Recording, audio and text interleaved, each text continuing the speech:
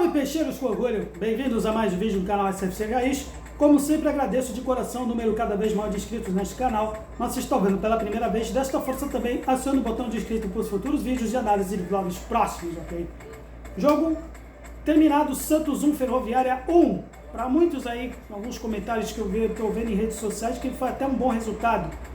Em comparação com o desempenho da equipe anterior, até pode-se ter essa impressão. Porém, o resultado foi o mesmo, assim, no jogo contra o Água Santa. Um empate. Não foi sem gols, mas foi um empate com apenas um pontinho ganho, diante de uma equipe que estava com uma crise, um treinador recém-demitido, com o retorno do Elano, que vez por outra sempre volta lá para os lados de Araraquara. Ele que desde que escolheu assumir a carreira de treinador não anda tendo muito sucesso. Ano passado, por exemplo, ele participou de uma temporada, parte dela, na qual o Náutico afundou de vez para a Série C e foi demitido. E hoje ele retorna aí para os lados de Araraquara, um grande ídolo, porém não anda tendo muita sorte como treinador e segurando mais uma vez uma bucha de canhão. Talvez nem tanto quanto a nossa, visto pelo peso e a tradição que nós temos, tomando aí mais um desperdício de 2 pontos. Eu, inclusive, esperei terminar a partida entre Botafogo de Ribeirão Preto e Guarani, na qual a equipe do Tricolor de Ribeirão Preto venceu por 3-2 e acabou nos ultrapassando pelo grupo A. Eles estão líderes agora desse grupo e estamos na terceira colocação, atrás, inclusive, além deles, do Red Bull Bragantino.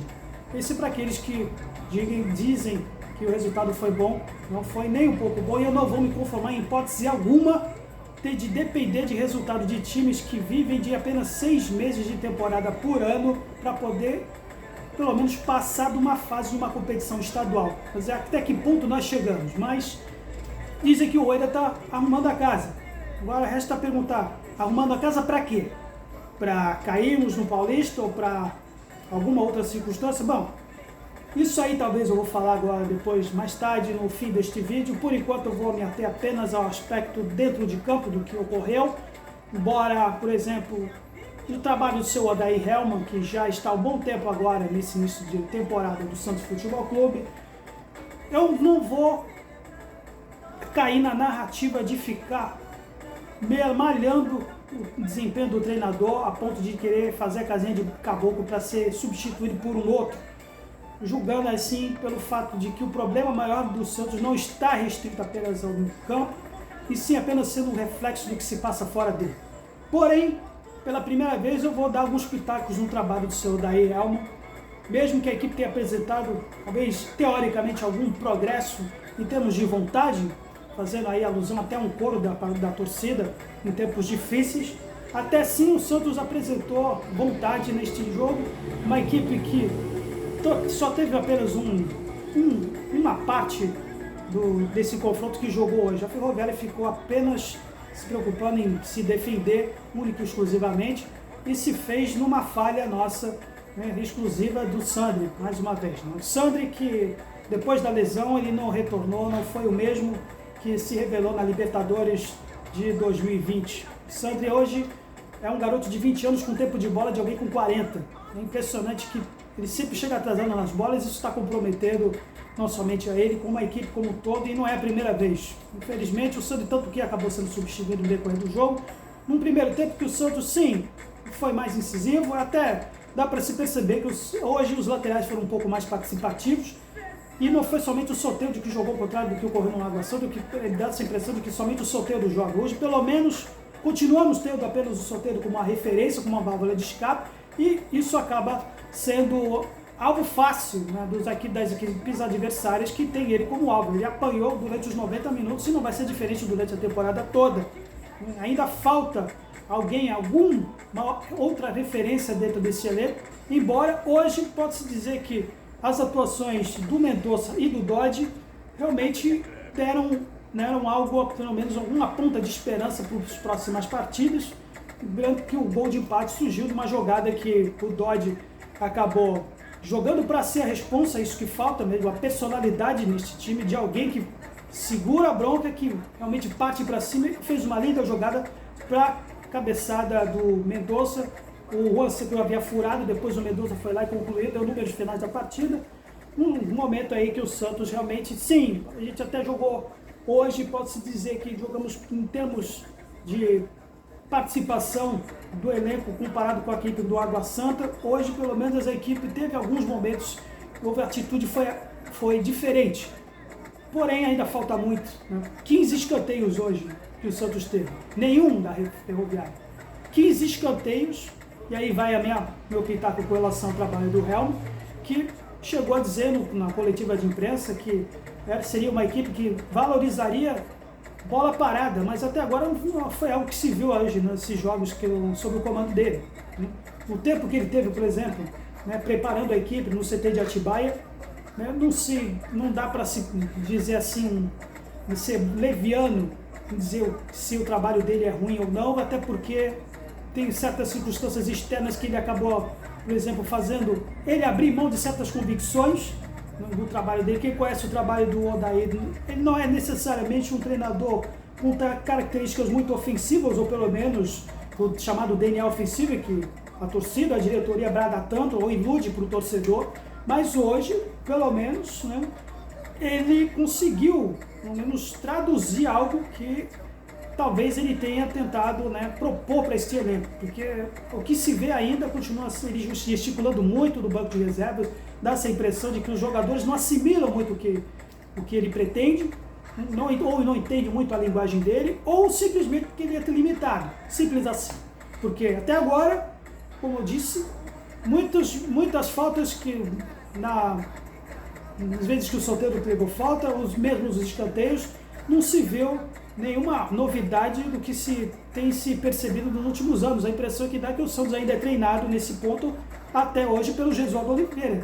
Ainda, por exemplo, com aquela mesmice, por exemplo, em jogadas de linha de fundo, que nós temos oportunidade, naquele irritante, aquela combinação de toques, ao invés de fazer a ligação direta do cruzamento direto, básico chuveirinho para pequena área adversária, eles já continuam com essa mania de tocar a bola, fazer uma combinação para depois tocar, fazer 2, 3 toques para o cruzamento, que às vezes, quando se consegue fazer, é o mesmo vício de 2 anos atrás que ainda se vê nesse time em pleno 2023, com o 6º treinador na gestão Rueda.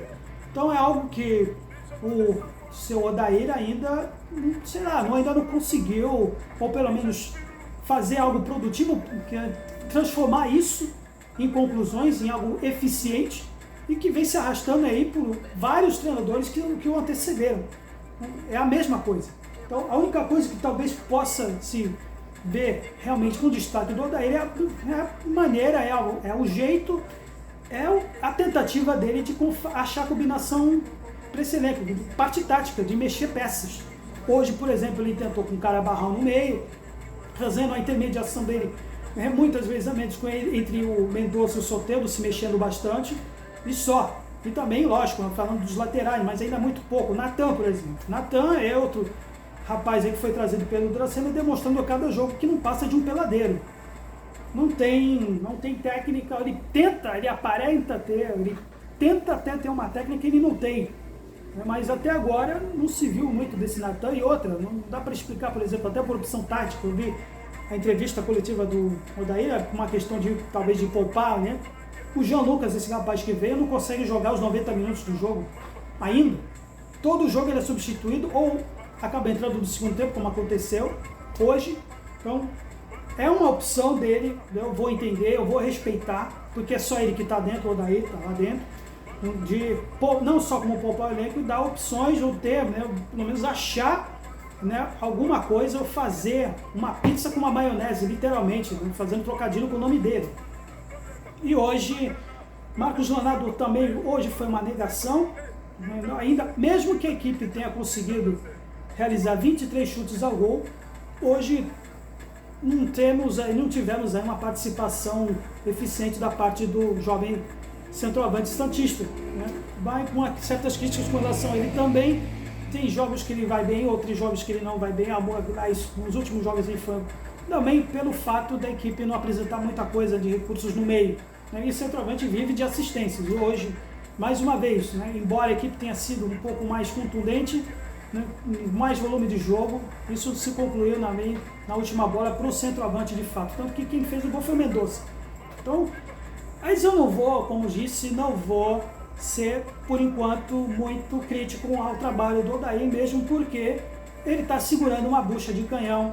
E agora vai a minha segunda parte deste vídeo para citar os fatores externos que influenciam dentro de campo. Sexta-feira, antes da partida, tivemos aí uma manifestação de um grupo de torcedores que foram para o CT Pelé fazer aquela cobrança básica em tempos difíceis, né? Cobrando os jogadores, cobrando melhores resultados. E o que me chama a atenção foi que só o Odair, o Paulo Roberto Falcão, todo mundo sabe quem é, até mesmo quem não ouviu jogar sabe da história dele, mas ele, como jogador, nada se apaga ao legado que ele foi, mas como treinador, por exemplo, ele já foi questionável, atuações críticas, mesmo no clube de coração dele, o Internacional, inclusive no ano que o Inter foi rebaixado, ele foi um dos treinadores, e depois disso nunca mais assumiu nenhum comando como diretor técnico. E agora ele está como gerente de futebol, um cargo que ele nunca assumiu na vida. Ou seja, mais um estagiário trazido pelo seu Rueda. Mais alguém que nunca teve a experiência para o cargo que foi investido, segurando essa bronca, tendo que encarar um grupo de torcedores, ele, o Odair, o Arzu, o último dos moicanos, dos chamados jogadores aí, membros da comissão que são parte integrante aí dos chamados Santistas de Raiz, na qual essa gestão está fazendo de tudo para limar. Por exemplo, teve uma entrevista recente do Lisca aí, a respeito da demissão dele, que ele foi o responsável pela saída do Marcelo, mas ele apenas fez aquilo que o corpo, a gestão e muitos estavam sonhando em fazer pela demissão dele, pela saída do Marcelo Fernandes, do Sérgio Chulapa, e restou o Arzu. O Arzu que já poderia ter saído, teriam ter já demitido o Arzu, só está por outros fatores também. É isso. Então, onde eu estou querendo chegar? Nesse evento de sexta-feira, ninguém, num clube que nós temos nove membros do executivo, presidente, vice-presidente e membros do comitê gestor, nenhum apareceu para dar cara a tapa. Nenhum representante da diretoria do Santos foi lá para dar cara a tapa, para ser homem, para ter hombridade, para encarar a torcida, para ter um diálogo com os torcedores. Deixaram essa bucha de canhão para aqueles que estão chegando agora, para o Odair e para o Falcão. Isso é vergonhoso, isso é lamentável. Isso se reflete dentro de campo também. Isso se reflete no ambiente, dos bastidores também. Então não adianta cobrar apenas só os jogadores, não adianta cobrar apenas o treinador, sendo que toda a estrutura dentro do clube está viciada. Isso está se refletindo nos últimos anos, onde a gente está lutando mais uma vez para não cair numa competição estadual, quando, se no máximo, conseguir uma vaguinha teórica num torneio de compensação do interior, mais uma vez para ser gozação dos rivais.